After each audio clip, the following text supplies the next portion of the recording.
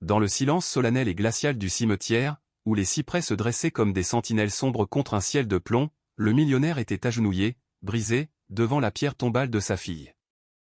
Il sanglotait, non pas avec des larmes discrètes, mais avec des hoquets rauques qui déchiraient sa poitrine, comme si la vie même lui avait été arrachée, laissant une cavité béante et glacée à la place de son cœur. Ce qu'il n'aurait jamais pu imaginer, dans les abysses de sa douleur, c'est que sa fille, Manon, était vivante. À quelques mètres de lui, cachée, tremblante, elle était sur le point de révéler une vérité si monstrueuse qu'elle allait pulvériser son monde et le reconstruire sur des cendres de vengeance. Le cimetière était un royaume de silence, saisi par un froid humide qui semblait s'infiltrer sous la peau, geler la moelle des os et figer les pensées. Stéphane Leroux marchait seul, ses pas lourds s'enfonçant dans l'herbe mouillée, chaque mouvement un effort surhumain. Son visage, autrefois marqué par une autorité naturelle et un sourire facile, était désormais un masque de chagrin, creusé par les nuits sans sommeil, accablé comme si son existence entière s'était éteinte en même temps que la lumière dans les yeux de son enfant. 2 mois. 2 mois interminables s'étaient écoulés depuis que le millionnaire avait mis en terre le petit cercueil blanc, enterrant avec lui son avenir, ses rires, son âme. La tragédie, que personne n'avait pu prévoir, avait frappé avec la violence d'un éclair. La petite fille, âgée d'à peine 2 ans, un tourbillon de joie et de boucles blondes, était partie passer le week-end au gîte de campagne de sa belle-mère, Sandrine. Un refuge isolé, niché au cœur des forêts profondes des Cévennes. Sandrine, une femme qu'il avait épousée après le décès de sa première femme, une femme qu'il avait toujours traitée avec une confiance aveugle, une apparente gentillesse enveloppante, une douceur presque plus maternelle que nature. Mais alors que Sandrine s'était prétendument absentée pour des affaires urgentes en ville, un incendie dévastateur, d'une fureur apocalyptique, avait consumé la bâtisse de bois et de pierre, ne laissant derrière lui qu'un squelette carbonisé fumant sous la pluie. Les pompiers, arrivés trop tard dans cet endroit reculé, n'avaient trouvé que des décombres méconnaissables. Et parmi eux, calcinés, les effets personnels de la fillette, un pyjama rose, un ours en peluche à moitié fondu. La conclusion était évidente, brutale, incontestable. Stéphane, anéanti, n'avait pas remis en question l'évidence. Il avait accepté la mort, s'y était noyé, sombrant dans un chagrin si profond qu'il avait l'impression que ses poumons se remplissaient d'eau à chaque respiration. Depuis ce jour maudit, il ne faisait que survivre, porté à bout de bras par l'affection presque suffocante de son épouse, Sandrine, qui se blâmait avec des larmes théâtrales de ne pas avoir été présente, de l'avoir laissée seule. Il tenait aussi grâce au soutien indéfectible de Nicolas, son frère cadet de 2 ans, son ombre, son confident, son associé en affaires. Chaque jour, Nicolas lui répétait avec une gravité fraternelle, « Je m'occupe de l'entreprise. Toi, essaie juste de tenir debout. Je suis avec toi, mon frère. » Toujours. Agenouillé devant la pierre tombale froide et humide, Stéphane laissa tout le poids de cette douleur accumulée l'écraser d'un seul coup. Il passa ses doigts tremblants sur l'inscription gravée dans le marbre gris, murmurant entre 2 sanglots qui secouaient tout son corps, « Manon Leroux. Fille bien-aimée. Repose en paix. » Sa voix se brisa. « Comment suis-je censé trouver le repos, ma fille? Comment, si tu n'es plus là pour éclairer mes jours ?» Les larmes coulaient sans retenue sur ses joues creusées, traçant des sillons dans la barbe de 3 jours qui assombrissaient son visage. Il sortit un petit bracelet en argent de la poche de son manteau, le cadeau qu'il lui avait offert pour son dernier anniversaire. Le fermoir était en forme de papillon. Il le serra dans sa paume comme si c'était la petite main potelée de l'enfant, chaude et vivante. « Tu avais promis de ne jamais me quitter. Tu te souviens? Tu avais posé ta petite main sur mon cœur et tu avais dit « Jamais, papa. » Et maintenant? Maintenant je ne sais plus comment respirer sans toi, chuchota-t-il d'une voix étranglée, les épaules secouées de spasmes incontrôlables. À l'intérieur, un tourbillon de pensées autodestructrices le dévorait. Et si j'étais allé avec elle ce week-end? Et si j'avais insisté pour qu'elle reste? Et si j'étais arrivé à temps pour la sortir des flammes? La culpabilité était un acide qui lui rongeait les entrailles, ne lui laissait aucun répit. Il se sentait comme un père raté, un colosse impuissant, incapable de protéger la seule chose qui comptait vraiment, celle qu'il aimait plus que son empire, plus que sa propre vie. Sa poitrine brûlait de la même fureur qui avait dévoré le gîte. « Je donnerais tout, ma petite fleur, absolument tout. Ma fortune, mes années, mon âme. Si je pouvais te serrer dans mes bras une dernière fois, juste une seule fois, confessa-t-il en regardant le ciel gris et bas, comme s'il en attendait une réponse divine, un signe, n'importe quoi. Et c'est précisément à ce moment que l'invisible, l'impossible, se produisit. À quelques mètres de là, dissimulée derrière le tronc robuste d'un chêne centenaire, Manon était vivante.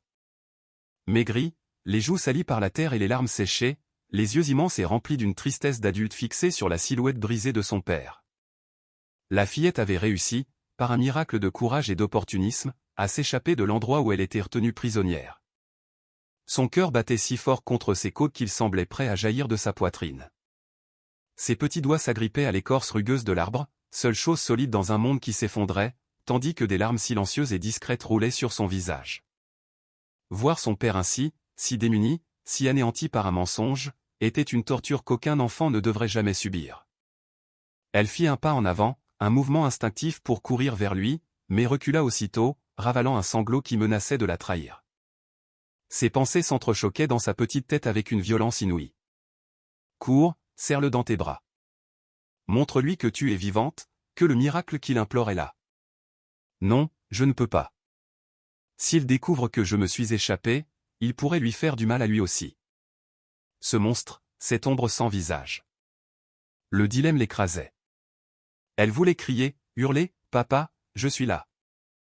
Mais elle savait que cette étreinte tant désirée pourrait coûter un prix terrible.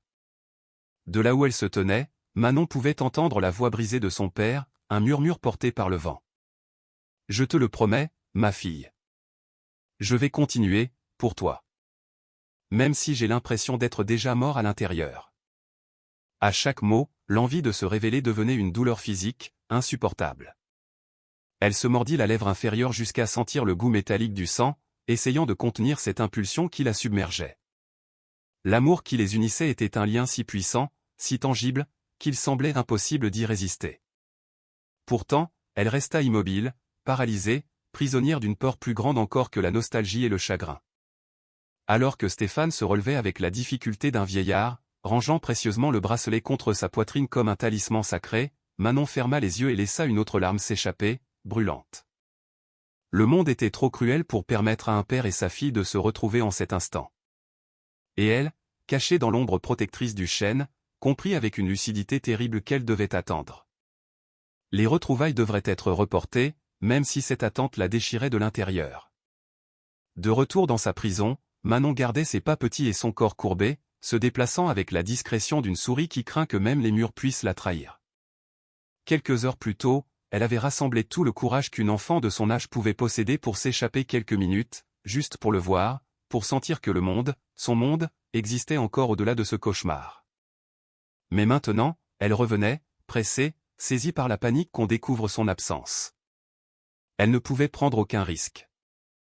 Pas encore. Jusqu'à ce moment, elle n'avait jamais entendu de voix claire, jamais vu de visage distinct, seulement des ombres qui la maintenaient enfermée, des silhouettes qui lui apportaient de la nourriture en silence. Sa vie s'était réduite au silence, à l'obscurité et à la peur. Elle ne savait toujours pas qui étaient ses ravisseurs. Mais cette nuit-là, tout allait changer. Elle s'allongea sur le matelas usé et malodorant, feignant de dormir, le corps tendu. La pièce sombre, sans fenêtre ou presque, ressemblait à une tombe sans air. Manon ferma les yeux très fort, mais ses oreilles, affûtées par des semaines de captivité, captèrent un son inattendu. Des rires. Des voix étouffées, mais distinctes, provenant du couloir. Une conversation. Son cœur s'emballa, cognant violemment dans sa poitrine. Elle se redressa lentement, chaque mouvement calculé, comme si le moindre craquement du sommier pouvait être une erreur fatale. Elle fit glisser ses pieds nus sur le sol froid et poussiéreux et s'approcha de la porte, qui était restée légèrement entr'ouverte. Une fente de lumière jaunâtre provenant du salon filtrait par l'interstice.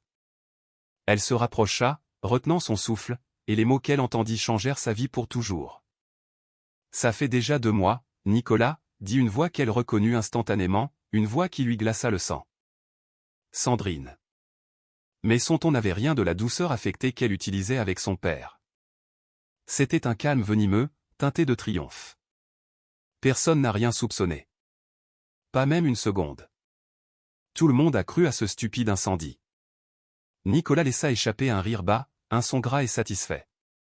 Manon l'imagina se penchant en arrière sur le canapé.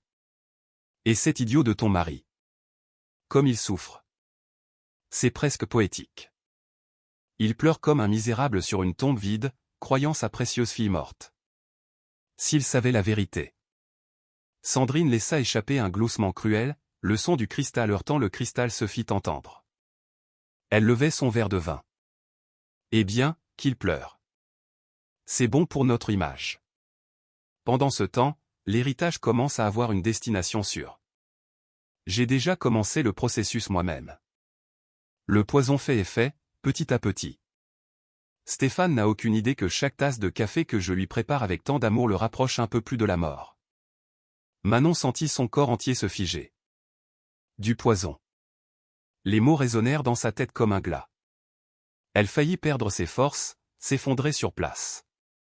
Des larmes de pure horreur montèrent à ses yeux de manière incontrôlable. Cette voix douce qui l'avait si souvent bercée était maintenant un véritable venin.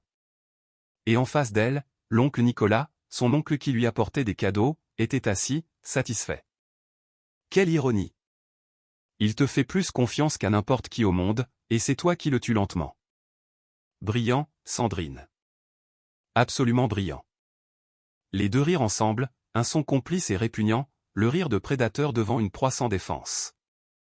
Il le mérite, ajouta Sandrine, ses yeux brillants de plaisir et de cupidité. Pendant des années, il s'est vanté d'être le grand Stéphane Leroux. Le bâtisseur d'empire. Maintenant, il est à genoux, et il ne s'en rend même pas compte. Bientôt, ils diront que c'était une mort naturelle, une coïncidence malheureuse après le choc de la perte de sa fille. Et nous? Nous serons les héritiers légitimes et éplorés. Nicolas leva son verre. À notre victoire. Et à la chute de ce pauvre imbécile. Le toast fut scellé par un baiser passionné, un son humide et avide qui fit que Manon plaqua violemment ses deux mains sur sa bouche pour ne pas crier, pour ne pas vomir. Son cœur battait la chamade, comme s'il allait exploser. Sa tête tournait. Eux. Ce sont eux, mes ravisseurs. La belle-mère et l'oncle. Derrière tout ça depuis le début. La révélation l'écrasa avec le poids d'une montagne. C'était comme si le sol avait disparu sous ses pieds. La fillette qui, jusqu'alors, ne craignait que des ombres anonymes, voyait maintenant les visages des monstres. Et c'étaient des personnes qu'elle connaissait, en qui elle avait eu confiance. Le poids de l'horreur la fit reculer de quelques pas, manquant de trébucher sur une latte de bois qui craqua bruyamment. La peur d'être découverte était si grande que tout son corps se mit à trembler de manière incontrôlable. Manon s'appuya contre le mur froid de la pièce, les yeux écarquillés, les sanglots coincés dans sa gorge comme des pierres. Le désespoir était suffocant. Son père ne pleurait pas seulement une fille qui était vivante. Il buvait aussi sa propre condamnation à mort chaque jour, servi par la main de sa femme. Ils vont le tuer. Ils vont le tuer et je ne peux pas laisser faire ça, pensa-t-elle, l'esprit en ébullition. Les pleurs coulaient, brûlants, sur son visage. Mais avec eux jaillit quelque chose de différent, une force brute, désespérée, la force de quelqu'un qui comprenait qu'elle portait une vérité trop grande pour être réduite au silence. Tandis que dans le salon, les traîtres trinquaient comme des vainqueurs, Manon se recroquevilla sur le matelas, feignant de dormir, priant pour que personne ne remarque son éveil. Mais à l'intérieur, elle savait que la vie de son père ne tenait qu'à un fil, et que seule elle, une fille effrayée et brisée, pouvait arrêter le prochain coup. La nuit s'étira comme un voile sans fin, et Manon resta immobile sur le matelas dur, les yeux grands ouverts fixés sur l'étroite fenêtre, regardant l'obscurité. Les paroles de Sandrine et Nicolas martelaient son esprit sans relâche, une sentence cruelle et sans appel. Ils ont tué mon enfance, menti à mon père, et maintenant ils veulent lui prendre la vie aussi. Chaque pensée était un coup de poignard porté à son cœur. Son corps frêle tremblait, mais son âme brûlait d'un désespoir qui ne tenait plus dans sa poitrine. Elle savait que si elle restait là, il serait trop tard. Le courage qu'elle n'aurait jamais imaginé posséder naquit au milieu de la peur. Avec des mouvements prudents, d'une lenteur infinie, elle attendit que le silence devienne absolu. Les rires cessèrent, les bruits de pas s'évanouirent, et seul le son lointain du vent contre les volets subsistait. Manon se leva. Elle s'approcha de la petite fenêtre arrière, celle qui donnait sur la forêt, et poussa lentement le cadre en bois rouillé. Le grincement lui parut assourdissant dans le silence de la nuit, et elle se figea, le cœur semblant sur le point d'exploser. Aucun bruit ne suivit. Elle rassembla ses forces, respira profondément, et se glissa à l'extérieur, tombant lourdement sur l'herbe froide et humide. L'impact lui fit mordre les lèvres pour ne pas laisser échapper un gémissement. Elle resta à genoux un instant, regardant en arrière, s'attendant à voir des lumières s'allumer, à les entendre crier. Puis elle courut. Le chemin à travers les forêts profondes des Cévennes était un enfer. Chaque branche qui craquait sous ses pieds nus semblait trahir sa fuite. Le froid mordant lui coupait la peau, et les pierres aiguisées blessaient la plante de ses pieds. Mais elle ne s'arrêta pas. L'image de son père, à genoux et en larmes, était gravée dans son esprit. L'amour pour lui était une flamme plus grande que n'importe quelle douleur. Je dois le rejoindre. Je dois lui sauver la vie. Ils ont déjà commencé à l'empoisonner. Son esprit répétait cette litanie comme un tambour frénétique, et ses jambes fines, bien que chancelantes, obéissaient à l'urgence. La traversée jusqu'au petit matin fut longue, l'obscurité semblait infinie et la faim la tenaillait, mais rien ne la ferait renoncer. Quand le ciel commença enfin à s'éclaircir, passant du noir à l'indigo puis au gris perle, Manon aperçut les premières rues de la ville. Son cœur battit encore plus fort, et des larmes de soulagement se mêlèrent à la sueur et à l'épuisement. En titubant, elle atteignit l'entrée du manoir de Stéphane. Le haut portail en fer forgé semblait infranchissable, mais sa volonté était plus grande que n'importe quel obstacle. Elle rassembla ses dernières forces et frappa à la lourde porte en chêne. D'abord doucement, puis avec plus de désespoir. « Papa. Papa. » murmura-t-elle à voix basse, sans même s'en rendre compte. Des pas lourds retentirent de l'autre côté. Son cœur faillit s'arrêter. La porte s'ouvrit, et il était là. Stéphane. Usé, les yeux cernés, le visage marqué par une fatigue qui semblait avoir vieilli son âme. Mais en voyant sa fille, là, sur son seuil, sale, en haillons, mais vivante, il se figea comme foudroyé. Sa bouche s'ouvrit en silence, ses mains se mirent à trembler. Manon. La voix sortit comme un murmure incrédule, un souffle d'air. Elle, sans réfléchir, se jeta dans ses bras, et le choc se transforma en une explosion d'émotions pures. L'étreinte était si forte qu'elle semblait vouloir recoudre chaque morceau de douleur, chaque instant de séparation. Stéphane sanglotait bruyamment, des sons déchirants d'un homme qui retrouve la vie.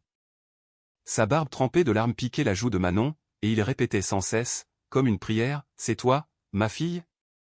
C'est vraiment toi ? Mon Dieu ! Je n'arrive pas à le croire. » Manon pleurait contre sa poitrine, enfin en sécurité, respirant ce parfum de maison, de père, qu'elle avait cru perdu pour toujours.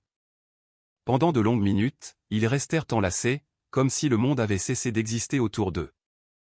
Mais au milieu des pleurs, Manon leva son visage et parla entre deux sanglots, avec une urgence terrible.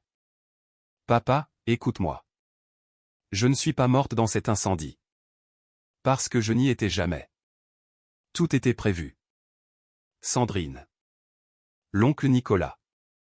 Ils ont mis le feu pour simuler ma mort. » Stéphane la tint par les épaules, la reculant pour la regarder, ses yeux grands ouverts, incapable de comprendre. « Qu'est-ce que tu dis ? Sandrine ? Nicolas ? Non. Ce n'est pas possible. » Sa voix était un mélange d'incrédulité et de douleur naissante. Manon, ferme malgré les larmes qui continuaient de couler, poursuivit, « Je les ai entendus, papa. Hier soir. Ils se moquaient de toi. Ils disaient que 2 mois s'étaient écoulés et que personne ne soupçonnait rien. Et ce n'est pas tout. » Elle prit une grande inspiration. « Sandrine a déjà commencé à t'empoisonner. Chaque tasse de café, chaque repas qu'elle te prépare est empoisonné. Ils veulent que ça ressemble à une mort naturelle pour pouvoir prendre tout ton argent. Tu es le prochain, papa. » Les mots sortaient vite, désespérés, comme si la vie de son père dépendait de chaque seconde. Stéphane recula d'un pas, portant les mains à son visage. Un rugissement de rage pure, primal, s'échappa de sa gorge. L'impact de la vérité le frappa comme une avalanche. L'homme qui, pendant des semaines, avait pleuré comme un veuf sur sa propre fille, sentait maintenant la douleur se transformer en une fureur glaciale et dévastatrice. Il serra les poings, ses jointures blanchissant. Son regard s'endurcit, et les larmes, autrefois de deuil, étaient maintenant des larmes de haine. Ils paieront. Tous les deux. Ils paieront pour chaque larme que j'ai versée. Pour chaque nuit qu'ils m'ont volée avec toi, dit-il d'une voix ferme, presque un cri. Il la serra de nouveau dans ses bras, plus fort qu'avant, un geste protecteur et vengeur. Tu as bien fait de t'échapper, ma fille. Tu es la plus courageuse. Maintenant, c'est nous deux. Et ensemble, nous allons nous battre. Stéphane arpentait le grand bureau du manoir. Son visage était rouge, les veines palpitant à ses tempes. Ses mains tremblaient de rage contenue, mais ses yeux étaient fixés sur sa fille, qu'il observait en silence, encore agitée par sa fuite. Le poids de la révélation était écrasant, et son esprit tournait dans 1000 directions. Mon propre frère. La femme à qui j'ai confié ma maison, ma vie. Des traîtres. Des vautours. S'exclama-t-il en abattant son poing fermé sur le bureau en acajou. Le son lourd résonna dans la pièce, mais il n'était pas plus fort que la respiration accélérée de Stéphane. Manon s'approcha lentement, craignant que son père ne se laisse emporter par l'impulsion et n'agisse sans réfléchir. « Papa, ils sont dangereux. Tu ne peux pas aller les affronter comme ça. S'ils savent que je suis vivante, ils essaieront de nous faire taire à nouveau, pour de bon, dit-elle d'une voix hésitante mais ferme. Stéphane respira profondément, passa ses mains sur son visage pour tenter de calmer le brasier intérieur, et s'agenouilla devant elle, prenant ses petites mains dans les siennes. « Tu as raison, ma fille. Tu es si sage. Je ne les laisserai plus jamais te faire de mal. Pas si c'est la dernière chose que je fais sur cette terre. » Le silence entre eux fut rompu par une phrase née de la fureur et de la stratégie, une promesse sombre. Stéphane, la regardant droit dans les yeux, parla à voix basse, « Si nous voulons gagner, nous devons jouer leur jeu. Ils me croient faible, en deuil, au bord de la mort. Eh bien, laissons-les le penser. » Manon cligna des yeux, confuse. « Qu'est-ce que tu veux dire, papa ?» Il esquissa un sourire amer, dénué de toute joie. « Je vais prétendre que je suis mourant. Je vais leur donner la victoire qu'ils désirent tant, la leur faire toucher du doigt, jusqu'au moment exact où je la leur arracherai des mains. » La fillette sentit un frisson parcourir son échine. C'était risqué, terriblement dangereux. Mais en voyant la conviction d'acier dans les yeux de son père, elle ne put refuser. « Et moi ? Que dois-je faire ?» demanda-t-elle doucement. Stéphane serra ses mains. « S'ils remarquent que tu as de nouveau disparu, ils se douteront de quelque chose et viendront probablement te chercher ici. Peut-être pour finir ce qu'ils ont commencé. Je ne peux pas risquer ta vie comme ça. » Il déglutit, la décision lui coûtant. « Tu dois retourner là où ils te retiennent. Et y rester encore une semaine. C'est le temps qu'il me faudra pour faire semblant d'être malade, jusqu'à ma mort. Après cette semaine, échappe-toi de nouveau. Retrouve-moi au vieux pont de fer près de Saumur, dans le Val-de-Loire. L'après-midi, à l'endroit exact où la vieille plaque de constructeur est fissurée. Compris ? » Une étincelle de complicité, née de la tragédie, commença à grandir entre eux. Une alliance forgée dans la douleur. Assis côte à côte sur le tapis persan, père et fille commencèrent à esquisser le plan. Stéphane expliquait chaque détail calmement, mais son regard trahissait un homme en guerre. « Je dois commencer à paraître plus malade que je ne le suis déjà. Je vais m'isoler, annuler mes engagements, sembler fragile. Ils ne doivent rien soupçonner. » Manon, le cœur battant, murmura « Mais... et si le poison continue ?» Il lui caressa le visage avec une infinie tendresse. « Je ne toucherai plus à rien qui vient de leurs mains. Pas même un verre d'eau. À partir d'aujourd'hui, c'est la guerre. Ils pensent m'avoir dans leur étau, mais c'est nous qui tirons les ficelles. » Les larmes revinrent aux yeux de la fillette, mais cette fois, ce n'était pas seulement de la peur. Il y avait une fierté silencieuse dans sa poitrine. Pour la première fois, elle n'était pas seulement la fille protégée, elle faisait partie du combat. Stéphane la serra de nouveau dans ses bras, mais maintenant avec une énergie différente. Ce n'était plus l'étreinte de la douleur, mais celle de l'alliance. Ils nous croient faibles, Manon. Mais ensemble, nous sommes plus forts qu'ils ne le seront jamais. Dans cette pièce étouffante, sans autre témoin que les murs lambrissés, naquit un pacte qui allait tout changer. Père et fille, unis non seulement par le sang, mais maintenant par une soif inextinguible de justice. La douleur laissa place à la stratégie. Le matin se transforma en après-midi, et alors que le soleil filtrait à travers la fenêtre, les illuminant tous les deux, il était clair que le sort des traîtres était scellé. Il ne restait plus qu'à attendre le moment exact pour frapper.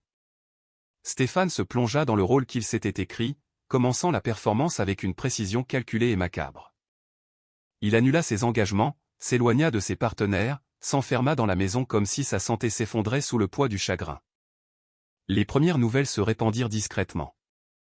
L'homme d'affaires Stéphane Leroux fait face à de graves problèmes de santé. Peu à peu, la version se solidifia. Stéphane répétait devant le miroir les respirations courtes, le regard perdu, les pas traînants qui convaincraient même les plus sceptiques. Puis vint le point culminant de la farce. Les gros titres se répandirent à la radio et dans les journaux, Stéphane Leroux est décédé. Victime d'un arrêt cardiaque foudroyant. Le pays frémit. Clients, employés, même ses rivaux furent pris par surprise. La nouvelle semblait incontestable, enveloppée dans des notes médicales soigneusement manipulées et des déclarations d'employés émus. En privé, Stéphane observait la scène de loin, caché dans une résidence sécurisée, l'âme partagée en deux, la moitié qui souffrait de voir son image enterrée, et la moitié qui attisait le feu de la vengeance. Les funérailles furent dignes d'une tragédie théâtrale. L'église était pleine à craquer. Les caméras se disputaient les meilleurs angles. Les flashs des appareils photo capturaient chaque détail. Sandrine, resplendissante dans son rôle de veuve éplorée, portait un voile noir, laissait des larmes couler à flots, et ses sanglots arrachaient des soupirs de compassion aux personnes présentes. « J'ai perdu l'amour de ma vie », murmura-t-elle à un journaliste, incarnant parfaitement la douleur. Nicolas, de son côté, monta en chair, la voix hésitante mais ferme.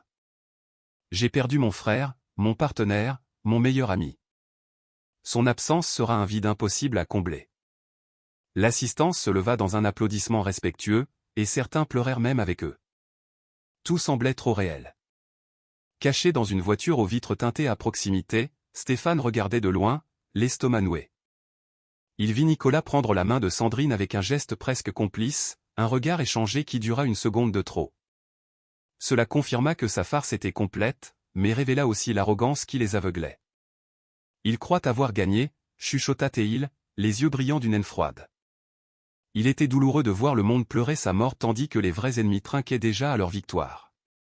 Mais cette douleur servait de carburant pour ce qui allait suivre. Après les funérailles, Sandrine et Nicolas continuèrent la performance en coulisses.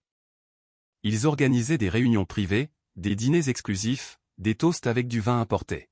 « Au pauvre Stéphane », disait-il entre deux rires étouffés, se moquant de la naïveté d'un homme qui, jusqu'à la fin, avait cru en leur loyauté.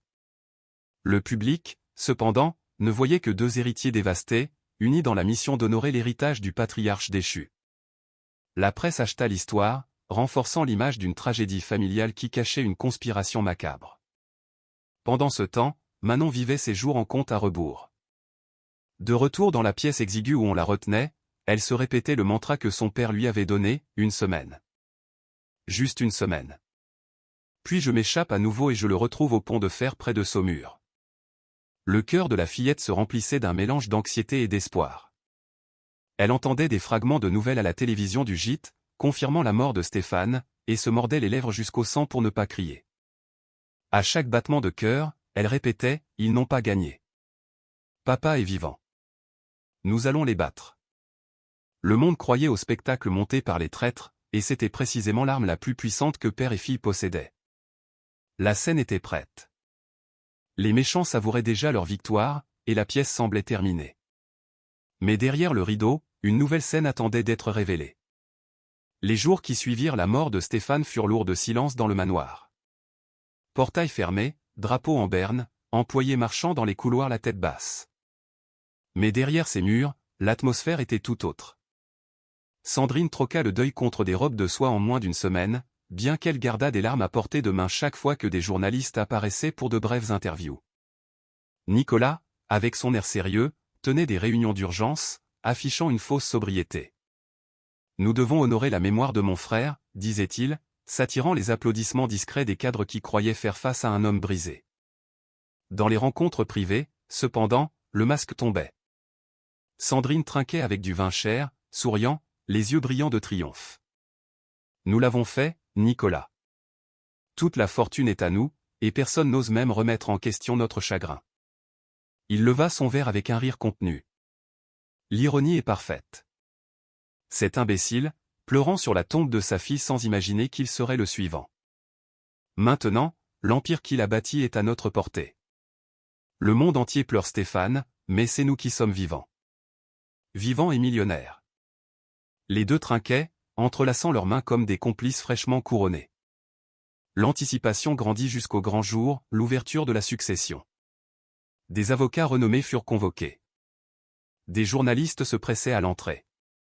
Des hommes d'affaires influents remplissaient les sièges du tribunal. C'était le moment où la fortune de Stéphane Leroux, actionnaire majoritaire d'une entreprise technologique florissante et propriétaire d'un patrimoine enviable, serait légalement transférée. L'atmosphère était solennelle, mais une tension courait sous la formalité comme un courant électrique. Sandrine et Nicolas apparurent, impeccablement vêtus, lui en costume gris foncé, elle en robe noire, un mélange étudié de deuil et de pouvoir. Lorsqu'ils entrèrent, beaucoup se levèrent pour les saluer avec des gestes respectueux. La performance avait fonctionné à merveille. Tout le monde les voyait comme les victimes survivantes d'une double tragédie. Des personnes qui, au milieu de la douleur, gardaient leur posture et assumaient leurs responsabilités. Sandrine essuya une larme discrète devant les caméras en soupirant. Stéphane a toujours cru en l'avenir de cette entreprise. Aujourd'hui, nous allons poursuivre cet héritage. Le discours, répété devant le miroir, attira des regards émus et les flashs des photographes. Nicolas, d'une voix ferme, ajouta « C'est ce que mon frère aurait voulu ». La cérémonie commença. Des piles de papier furent placées sur la table centrale, et le juge présidait avec une neutralité de marbre. Chaque signature était comme un coup de marteau symbolique, consolidant le vol qu'il croyait parfait. Sandrine se pencha pour apposer son nom d'une écriture élégante, souriant de côté. Nicolas tenait le stylo avec la fermeté de quelqu'un qui se sent déjà propriétaire du monde. Chaque trait sur le papier sonnait comme une victoire célébrée en silence. L'assistance observait dans un silence respectueux, certains commentant à voix basse la résilience de la veuve et du frère survivant. « Ils sont forts », murmura un cadre présent. « Ils ont tant perdu et restent pourtant fermes. Si seulement ils savaient la vérité. Si seulement ils pouvaient voir au-delà des rideaux de cette farce macabre. » Mais aux yeux de tous, c'était le moment du couronnement. L'Empire Leroux avait désormais de nouveaux propriétaires. Lorsque la dernière page fut signée, le juge se leva et déclara la succession officiellement ouverte. Sandrine ferma brièvement les yeux, savourant la plénitude de sa victoire, et Nicolas lui serra discrètement la main sous la table. « C'est fini », murmura-t-il avec un sourire satisfait qui échappa à tout contrôle. Il se croyait au sommet, intouchable, célébrant le triomphe d'un plan impeccable. La salle d'audience était imprégnée de solennité. Avocats rassemblant des papiers, hommes d'affaires murmurant, journalistes aiguisant leurs stylos pour l'histoire du jour. Le juge clôturait la cérémonie avec une normalité convenue, quand soudain, un bruit fracassant sursautait tout le monde. Les portes de la salle d'audience s'ouvrirent violemment, heurtant le mur avec une force inouïe. Le bruit tonna comme un coup de canon. Des papiers s'envolèrent des tables, des verres d'eau se renversèrent, et toute la salle se tourna, stupéfaite, vers l'entrée. L'air sembla se raréfier lorsque Stéphane Leroux apparut, marchant d'un pas ferme et déterminé, les yeux brûlants comme des braises. À ses côtés, main dans la main, Manon, la fillette présumée morte, traversa l'allée la tête haute, des larmes de défi brillant dans ses yeux. Le choc fut si brutal qu'un murmure assourdissant, puis des cris d'incrédulité, envahirent l'endroit. Les caméras crépitèrent sans arrêt, les gens se levant de leurs chaises en panique. Sandrine laissa échapper un cri étouffé, portant les mains à sa bouche comme si elle voyait un fantôme. « C'est impossible », balbutia-t-elle, les lèvres tremblantes, son corps se penchant en arrière sur la chaise.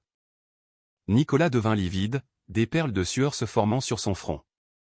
Il essaya de se lever mais faillit tomber, s'agrippant à la table pour ne pas s'effondrer. « C'est un tour. C'est une farce !» cria-t-il d'une voix paniquée, cherchant du soutien du regard, mais personne ne répondit. Tous les yeux étaient fixés sur les traîtres avec un mélange d'horreur et de révulsion. Stéphane prit le micro, son visage saisi par une fureur qu'il n'avait jamais montrée publiquement. Sa voix, chargée d'indignation, résonna dans la salle. « Pendant des mois, ils ont pleuré ma mort. Pendant des mois, ils ont cru que ma fille avait été emportée par une tragédie. Mais tout n'était qu'une performance répugnante, planifiée par la femme que j'appelais mon épouse et le frère que j'appelais mon sang. L'assistance explosa en murmures et en exclamations, mais Stéphane leva la main, sa voix s'élevant comme un rugissement, ils ont planifié chaque détail. L'incendie, l'enlèvement de ma fille. Même ma mort, avec un poison lent et cruel que je buvais, faisant confiance à ses mains. Sandrine se leva brusquement, son voile tombant de son visage. Mensonge. C'est un mensonge. Je t'aimais, Stéphane. Je prenais soin de toi. Sa voix était stridente, désespérée, mais ses yeux trahissaient une peur panique. Nicolas tenta également de réagir, criant « Ils ont tout inventé. C'est un spectacle pour nous détruire. » Mais personne ne les crut. Stéphane s'avança vers eux, sa voix lourde de douleur et de rage. « Vous vous êtes moqué de moi, abreuvé de ma douleur pendant que je pleurais sur la tombe vide de ma fille. Vous avez utilisé mon amour, ma confiance, pour essayer de m'enterrer vivant. » Manon, le visage trempé de larmes, s'approcha. La fillette semblait fragile, mais sa voix trancha la salle comme une épée, « J'étais là. Ils m'ont enfermé, m'ont gardé caché. Je les ai entendus célébrer, se moquer de mon père. Ils ont dit qu'ils allaient le tuer aussi pour tout prendre. Il ne mérite aucune pitié. » L'impact de ces paroles fut dévastateur. Certains présents commencèrent à crier de révulsion. D'autres se levèrent, indignés. Les journalistes se précipitèrent pour enregistrer chaque mot. Sur les écrans de la salle, des documents, des audios et des images commencèrent à apparaître les preuves rassemblées par Stéphane, y compris des enregistrements secrets d'une caméra cachée dans le gîte qui capturait leur confession triomphante. Sandrine tenta d'avancer en criant « C'est de la manipulation ». Mais elles furent tenues par la police qui s'approchait. Nicolas, blême, essayait encore de s'excuser. « Je suis innocent. C'est elle. Cette femme. Elle a tout inventé. » Mais l'assistance ne voyait aucune innocence, seulement des monstres exposés. La salle, qui quelques minutes plus tôt les applaudissait, maintenant les pointait du doigt, certains scandant pour une prison immédiate. Stéphane, saisi par la douleur de la trahison, leur fit face, les regardant comme s'il plongeait son regard dans un abîme. Les larmes coulaient sur ses joues, mais sa voix sortit ferme, chargée de feu. « Vous avez volé mes nuits de sommeil, volé ma paix. Vous avez failli détruire ma fille. Aujourd'hui, devant tout le monde, on se souviendra de vous pour ce que vous êtes réellement, des meurtriers, des voleurs, des traîtres. » Sandrine hurla, se débattant alors que les menottes se refermaient sur ses poignets. Nicolas tremblait, murmurant des excuses insensées. Mais il était trop tard. La salle entière, témoin de l'une des plus grandes farces jamais vues, assistait maintenant à la chute publique et humiliante des deux conspirateurs. Les caméras diffusaient en direct. La foule à l'extérieur commença à crier, indignée. Le nom de Stéphane Leroux revint à la vie, plus fort que jamais. Au centre du chaos, main dans la main avec Manon, il se tenait ferme, le regard dur fixé sur ses ennemis. Le retour que personne n'attendait était devenu la destruction définitive du mensonge. La salle était encore en ébullition lorsque la police emmena Sandrine et Nicolas, menottés, sous les huées. Les journalistes brandissaient leurs micros, les caméras capturaient chaque larme, chaque cri, chaque détail de leur chute. Le public, choqué, ne pouvait assimiler une telle révélation. Mais pour Stéphane et Manon, cette scène n'avait plus d'importance. Le chaos extérieur n'était qu'un écho lointain face au tourbillon intérieur qu'ils vivaient. En quittant le tribunal, père et fille montèrent dans la voiture qui les attendait. Et pour la première fois depuis leur retrouvaille, ils purent respirer loin des regards du monde. Manon, épuisée par la tension et l'émotion, posa sa tête sur l'épaule de son père et s'endormit presque instantanément, les yeux encore humides. Stéphane passa son bras autour d'elle, sentant le poids de la responsabilité et, en même temps, le cadeau inestimable de l'avoir en vie. De retour au manoir, le silence les accueillit comme un vieil ami. Ce n'était plus le silence funèbre d'une mort inventée, mais celui d'une maison qui attendait de reprendre vie. Stéphane ouvrit la porte de la chambre de sa fille, et le temps sembla s'arrêter. L'espace était intact, comme si les mois d'absence n'avaient été qu'un long cauchemar. Les poupées étaient toujours alignées sur l'étagère, les livres de contes reposaient sur le bureau, et la couverture rose pliée sur le lit semblait supplier Manon de s'y allonger à nouveau. Stéphane observait chaque détail, les yeux embués de larmes, passant ses doigts sur les meubles comme s'il touchait un souvenir vivant.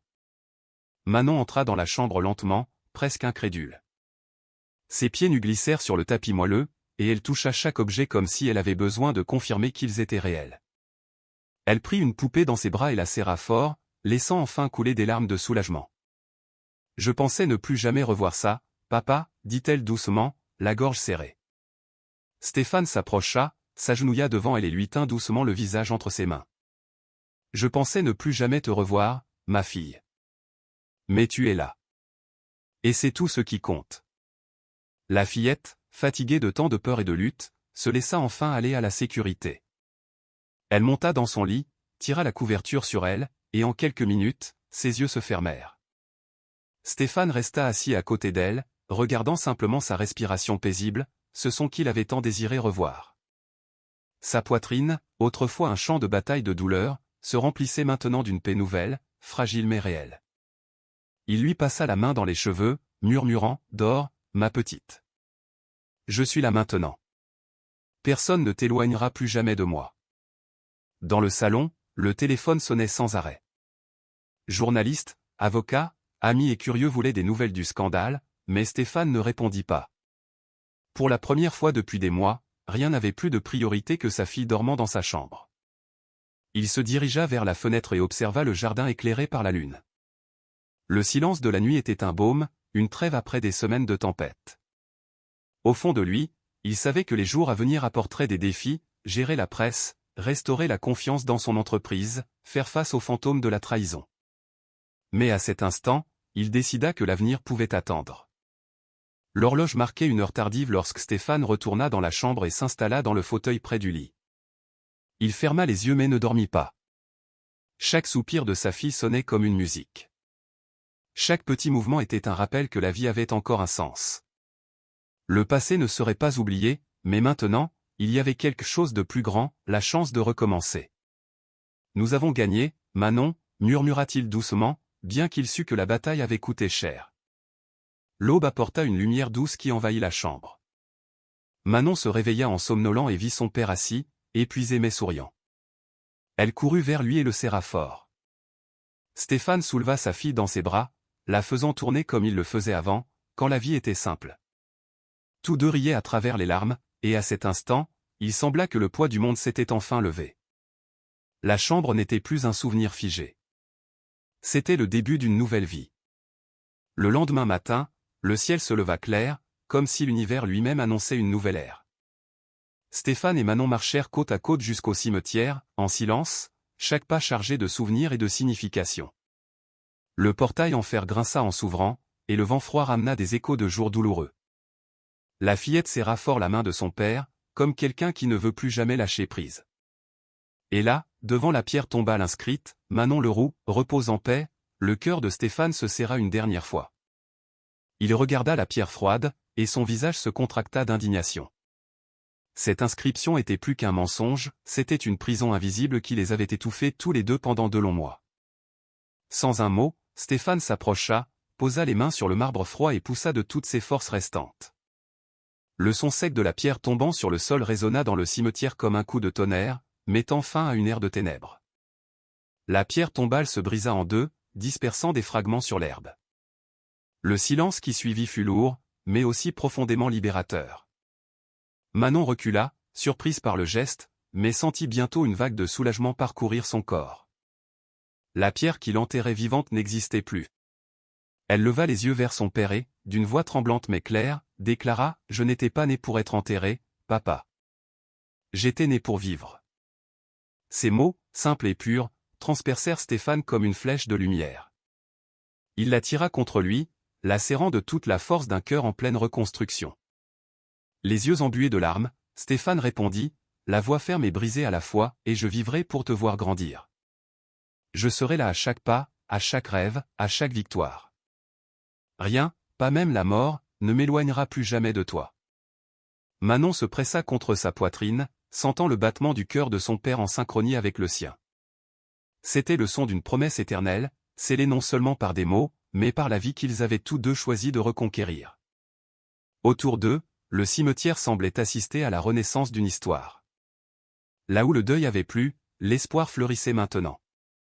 Le vent souffla doucement, soulevant des feuilles sèches qui dansèrent dans l'air, comme si le destin lui-même avait décidé de réécrire leur récit. Père et fille restèrent enlacés, s'autorisant à pleurer et à sourire en même temps. Les larmes qui tombaient n'étaient plus de douleur, mais de libération.